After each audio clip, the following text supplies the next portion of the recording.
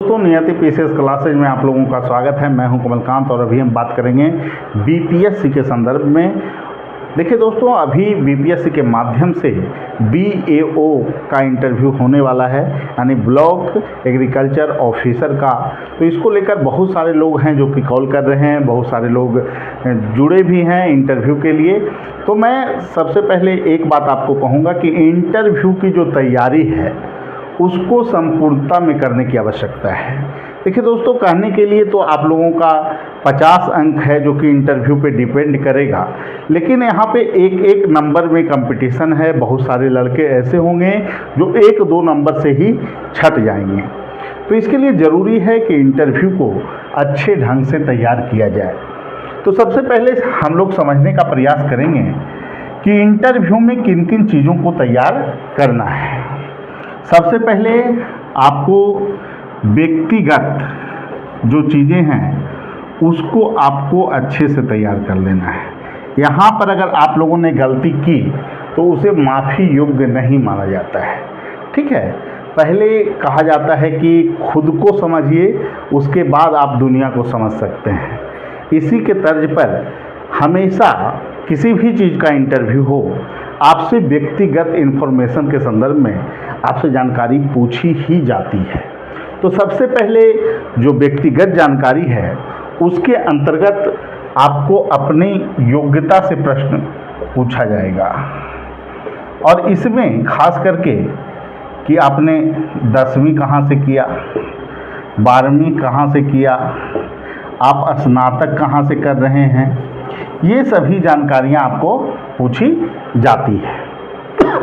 ठीक है, अगर कोई जो छात्र है वो मान लेते हैं कि तिलका मांझी यूनिवर्सिटी से पढ़ा है, ठीक है, विश्वविद्यालय से, तो उसे इसके बारे में भी जानकारी होना चाहिए कि तिलका मांझी कौन थे। ठीक है, इनका आंदोलन का क्षेत्र कौन सा था। अगर कोई बीएचयू से पढ़े हैं तो बीएचयू यूनिवर्सिटी की स्थापना कब हुई। बीएचयू यानी बनारस हिंदू यूनिवर्सिटी में हिंदू क्यों लगा हुआ है, क्या सिर्फ हिंदू वहाँ पढ़ते हैं। तो ऐसे प्रश्न आपको पूछे जाते हैं। इस मदन मोहन मालवीय से चूंकि संबंध है इस यूनिवर्सिटी का, तो मदन मोहन मालवीय को भारत रत्न कब मिला।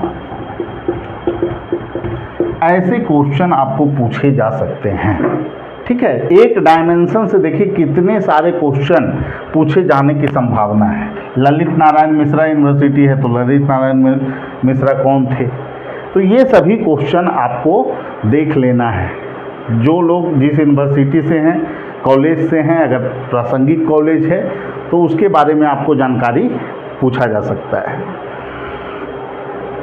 डेट ऑफ बर्थ से भी आपको जानकारी डीओबी से पूछा जा सकता है। इसमें अगर मान लिया जाए 1 जनवरी 1990 को किसी का जन्म होता है तो दोनों चीज़ें देख लेना है, 1 जनवरी की कोई घटना और 1990 की कोई घटना। ठीक है, इसको आप लोग अच्छे से देख लीजिएगा। इसके अलावे जो प्रश्न व्यक्तिगत इन्फॉर्मेशन से पूछे जा सकते हैं, तो आपका ज़िला कौन सा है, और ज़िला के संदर्भ में भी बहुत सारे क्वेश्चन यहाँ पे पूछे जा सकते हैं। अब ज़िला के संदर्भ में क्या क्या क्वेश्चन आपको हो सकता है। आपके ज़िले, अगर नया ज़िला है तो ज़िला का स्थापना, आपके ज़िला की विशेषता,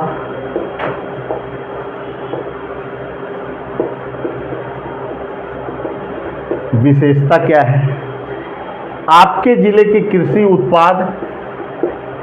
देखिए, कम से कम आपको 5 कृषि उत्पाद अपना ज़िला का सब लोगों को तैयार रखना है। ठीक है, उसके बाद जो प्रश्न आपको ज़िला से पूछा जा सकता है वो है आपके ज़िले के पड़ोसी ज़िले, मतलब ज़िले का चौहद्दी, ईस्ट में कौन है, वेस्ट में कौन है। ठीक है, ये सभी आपको तैयार होना चाहिए।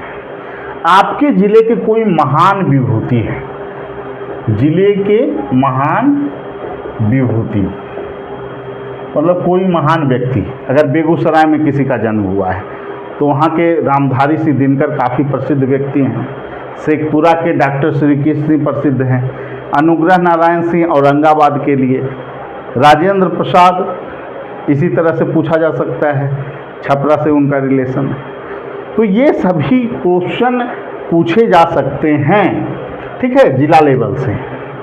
आपके ज़िले का रिसोर्स क्या है,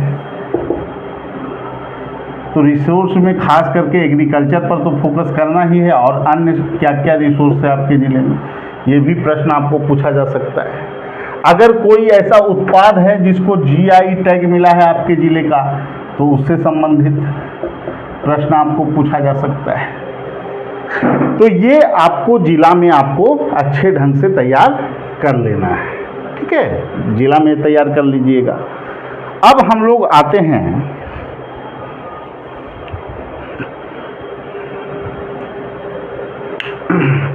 आगे, हम लोग देखेंगे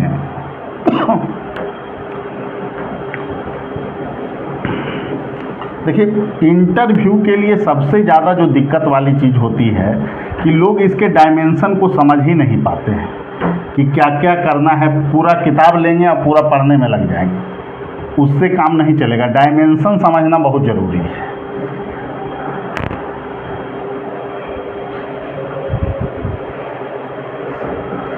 सबसे पहले हमने बात किया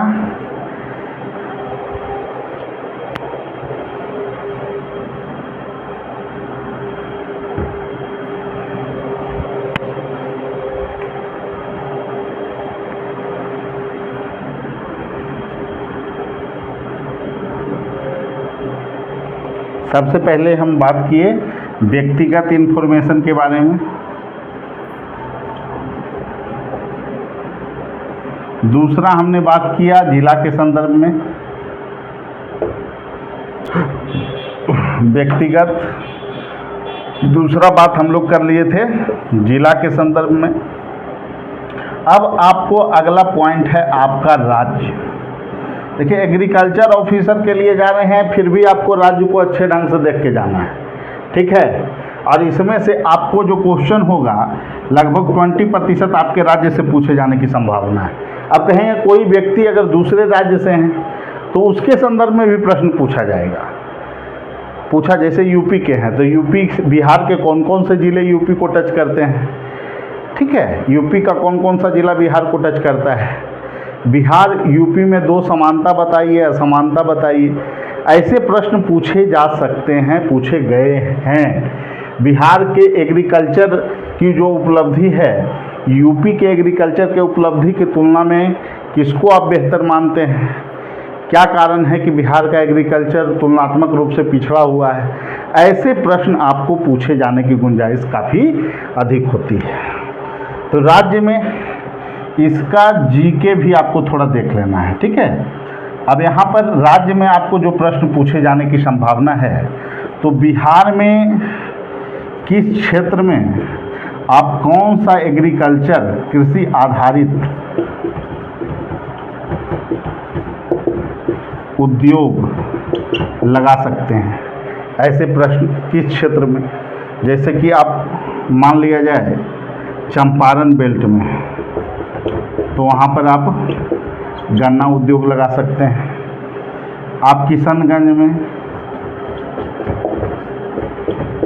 चाय उद्योग लगा सकते हैं।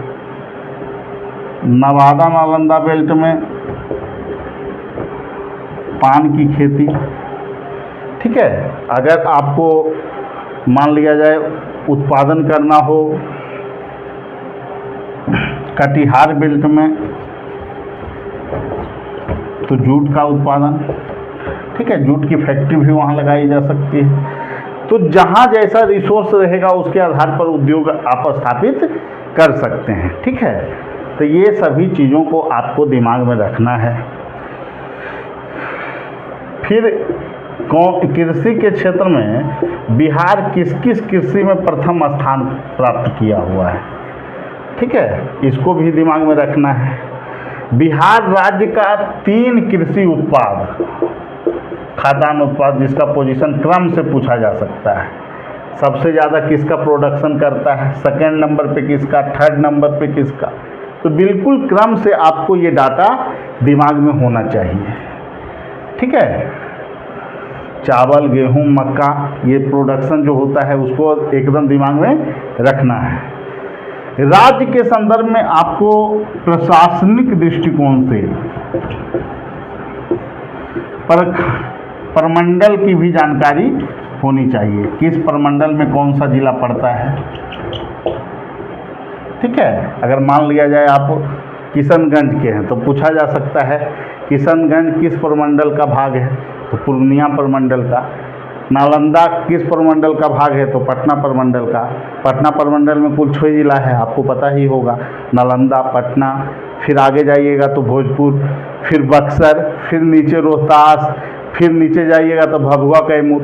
तो इस तरह से आपको सभी इन्फॉर्मेशन राज्य के संदर्भ में, खास करके एग्रीकल्चर पर आधारित उत्तरी बिहार की समस्या, यहाँ से जो प्रश्न पूछे जा सकते हैं।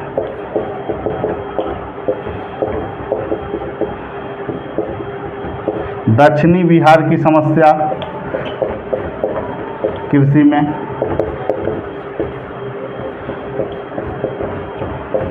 ये सभी प्रश्न पूछे जाने के चांस काफ़ी अधिक है।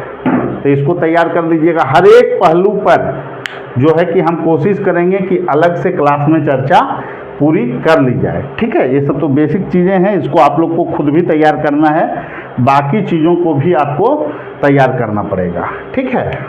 राज तैयार कर लीजिएगा। अब पार्टिकुलर कृषि के क्षेत्र में अगर देखें तो इसमें आपको तृतीय कृषि रोड मैप की उपलब्धि,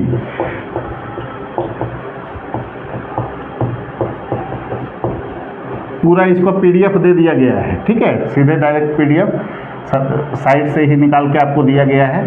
चतुर्थ कृषि रोड मैप का दृष्टिकोण, इस पे क्लास भी हम ले लेंगे मुख्य बातों पे, इसको भी हम लोग देख लेंगे, ठीक है। ये सभी चीज़ों को कंप्लीट अगर आप कर लेते हैं अच्छे ढंग से तो इससे प्रश्न पूछे जाने के चांस काफ़ी अधिक है। इसके अलावे जो चीज़ें आपको देखनी है, जो आपके लिए इम्पोर्टेंट है, वो है आपका क्षेत्र प्रशासनिक प्रश्न। और इसमें बहुत सारे प्रश्न आते हैं, जैसे आपका ही चयन हम क्यों करें,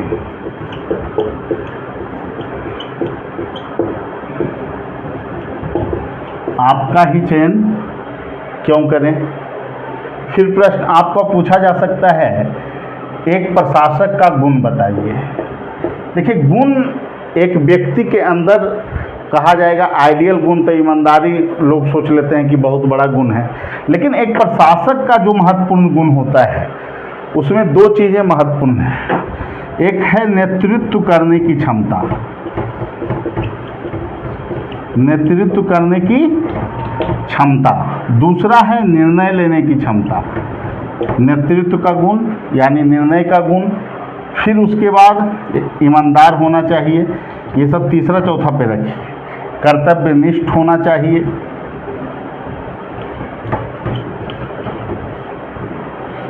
ठीक है। ये सभी पॉइंट को अगर आप क्रम में बोल लेते हैं तो बेहतर चीज़ें निकलकर सामने आएगी। आपका ही चयन क्यों करें, तो आप बता सकते हैं कि कार्यों के प्रति प्रतिबद्ध हैं, जो भी दायित्व सौंपा जाएगा उसका बेहतर ढंग से निर्वहन करने में सक्षम हो। बोर्ड के सामने आपको पंक्चुअल रहना है, सबसे पहली बात ये है, और जितना पूछा जाए उतना ही जवाब देना है।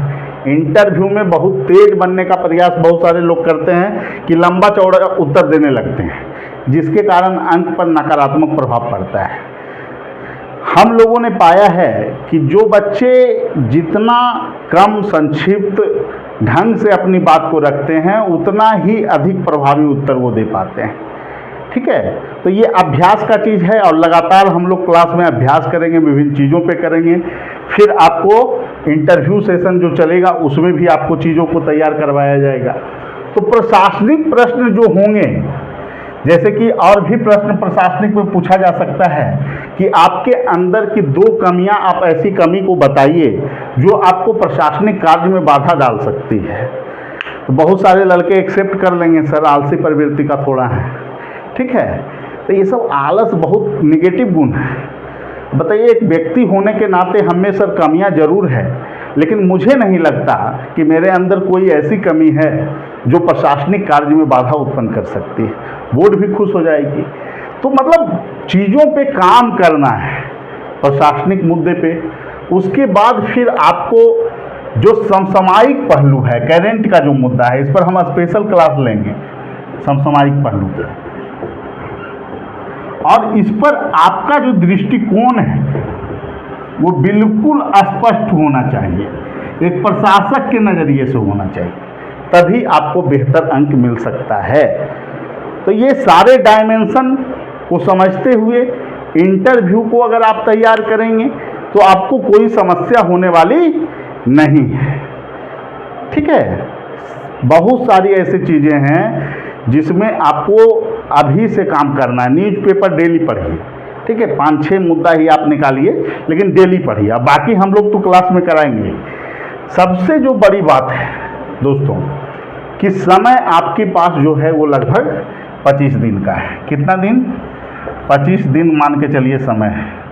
और इसमें इन सभी चीज़ों को तो आत्मसात करना ही है। और साथ में आपको जो सबसे बड़ा मेहनत, जो सबसे ज़्यादा मेहनत जो करना है वो बोलने पर करना है। बहुत सारे लोग होते हैं कि पढ़ते रहते हैं। आपको खुद घर में परिवार के सदस्यों के बीच या फिर दोस्तों के बीच 10-10, 15 क्वेश्चन सामने से पूछवाना है और उसका उत्तर देना है। ये प्रैक्टिस अगर आप कर लीजिएगा तो मैं यकीन के साथ कह सकता हूँ कि आप 50 में से कम 35+ अंक ले आएंगे। लेकिन सबसे बड़ा जो जोखिम है वो है प्रशासनिक क्वेश्चन में और परिस्थितिजन क्वेश्चन, जिसकी चर्चा हम अभी यहाँ पे नहीं किए थे। परिस्थितिजन प्रश्न कैसे प्रश्न हैं? Situation based question. अब इसमें ये कहा जाए कि मान लेते हैं कि अगर एक ब्लॉक का आपको हेड बना दिया गया, ब्लॉक एग्रीकल्चर ऑफिसर आप बन गए और वहाँ जो है सूखा पड़ गया, लेकिन आपके ज़िले के जिलाधिकारी जो हैं आपके क्षेत्र को सूखाग्रस्त घोषित नहीं कर रहे हैं। ऐसी स्थिति में आप क्या करेंगे?